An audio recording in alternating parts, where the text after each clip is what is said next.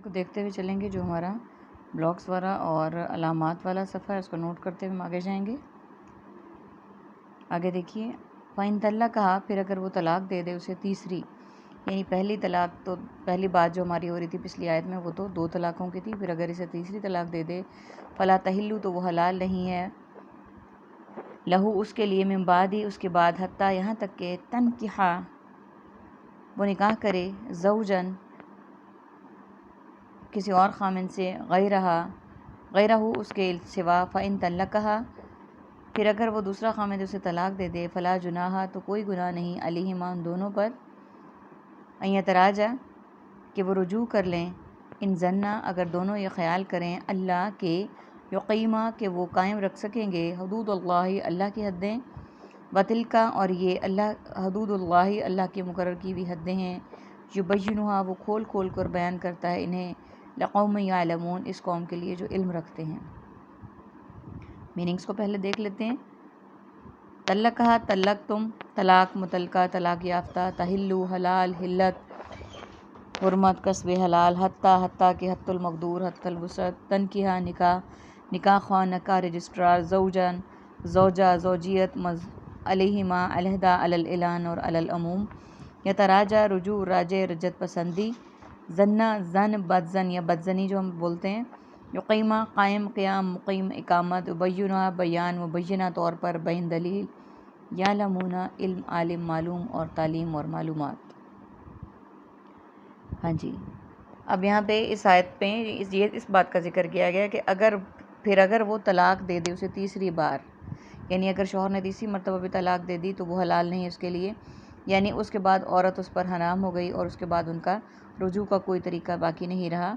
یہاں تک کہ وہ نکاح کرے، یعنی سوائے اس صورت کے کہ وہ عورت کسی اور شخص سے نکاح کرے، اور وہ نکاح بھی اس صورت میں ہو کہ وہ اپنا گھر بسانا چاہتی ہو، مقصد حلالہ نہیں جو آج کل ہمارے میڈیا نے عام طور پہ پیش کیا ہوا ہے، اللہ تعالیٰ نے سخت ناپسند کیا اس طریقے کو، اور نبی صلی اللہ علیہ وآلہ وسلم نے بھی اس کی مذمت کی ہے،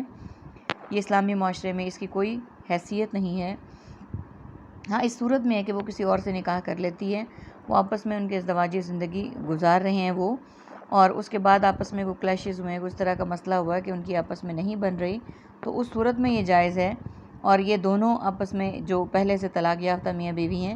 اس صورت میں کہ وہاں پہ ان کی نہیں بن رہی اور ان کی طلاق ہو جاتی ہے، اور پھر وہ خیال کرتے ہیں کہ نہیں ان دونوں کا بھی ٹائم گزر چکا ہوتا ہے، اب یہ محسوس کرتے ہیں کہ نہیں ہمارا آپس میں صحیح تھا، ہم یوں کر لیں تو زیادہ بہتر طریقے سے زندگی گزر سکتی ہے، تو پھر یہ دوبارہ نکاح کر سکتے ہیں، اس کے علاوہ اور کوئی صورت نہیں، جو طریقہ حلالے کا پری پلانڈ ہے اس کی اسلام میں کوئی حیثیت نہیں ہے کہ وہ رجوع کر لیں،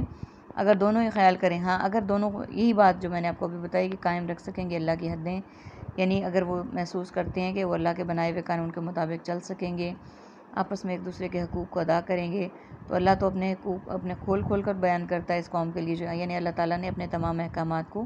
کھول کر بیان کر دیا ہے اس قوم کے لیے جو کہ علم رکھتی ہے۔ وَإِذْ طَلَّقْتُمْ اور جب طلاق دے دو، النساء عورتوں کو، فَبَلَغْنَ أَجَلَهُنَّ پھر پوری ہونے لگے ان کی عدت۔ میننگ دیکھ لیتے ہیں۔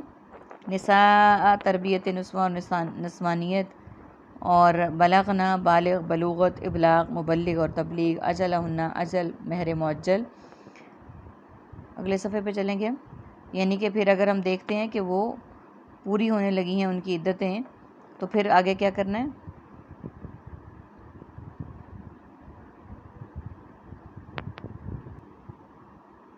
ہاں جی اگلا صفحہ دیکھیے جو ہمارا علامات والا بلاکس والے میننگس ہے، اس کو دیکھتے ہوئے ہم آگے چلیں گے۔ فامسکوہن تو پھر یا تو روک لو انہیں اچھے طریقے سے، یعنی جب عورتوں کی عدت پوری ہونے لگے، او سرحوہن یا پھر رخصت کر دو انہیں، بمعروف اچھے طریقے سے، ولا تمسکوہن ضرارا اور تم نہ رکو انہیں دکھ دینے کی خاطر، وہ بات جو میں نے ابھی کی تھی دکھ دینے والی، یعنی مقصد صرف یہ ہو کہ بس یہ کہیں اور نہ نکاح کر لے، کسی اور کے پاس نہ چلی جائے، لتعتدوا یہ کہ رجوع کر لو تم زیادتی کر سکو ان پر، ومن یفعل اور جو ایسا کرے گا، فقط ظلم نفسہ تو تحقیق اس نے ظلم کیا اپنے آپ پر، ولا تتخذوا اور مت بناؤ اللہ کے احکام کا، آیات اللہ ہزوا اللہ کے احکام کا ہنسی مذاق، واذکروا اللہ اور یاد کرو اللہ کو، نعمت اللہ اللہ کی نعمتوں کو، علیکم جو اس نے تم پر کی، وما انزلہ اور جو اس نے نازل کی علیکم تم پر من الکتابی کتاب کی والحکمتی اور حکمتی یعظکم وہ نصیحت کرتا ہے تمہیں بھی اس کے ذریعے سے واتقوا اللہ اور اللہ سے ڈرتے رہو وَاعْلَمُوا اور جان لو ان اللہ بکل شیء علیم بے شک اللہ ہر چیز کو خوب جاننے والا ہے۔ پہلے میننگز دیکھ لیتے ہیں۔ امسکوہن امساک تمسک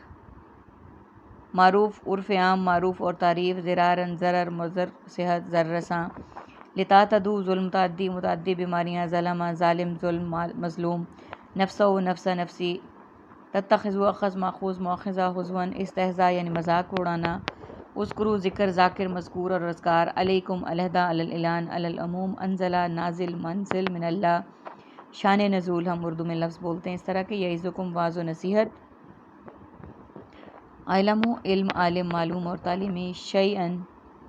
عام شے یا قیمتی شے۔ اب دیکھ لیتے ہیں یعنی کہ اگر تم ان کو روکنا چاہو تو اچھے طریقے سے روک لو، نہیں تو انہیں اچھے طریقے سے رخصت کر دو اور نہ دو تم یعنی اس طریقے کے لیے نہ روکو کہ تم تکلیف دینے کے لیے نہ روکو کہ وہ کہیں کسی دوسرے آدمی کے پاس نہ چلے جائیں، کہیں کسی سے نکاح نہ کر لیں، اور یہ کہ یہ رجوع کرو۔ اگر تم اس طرح کا رجوع کرو گے زیادتی کرنے کے لیے تو وہ غلط ہے، اور تم میں سے جو بھی ایسا کرے گا تو تحقیق اس نے ظلم کیا اپنے آپ پر، یعنی اس نے اپنے معاملات میں اپنے پر ظلم کیا، اللہ تعالیٰ کے آگے وہ ضرور جواب دہ ہوگا۔ اور آگے ہے کہ اللہ تعالیٰ کے احکام کا اسے مذاق نہ اڑاؤ، ہنسی نہ بناؤ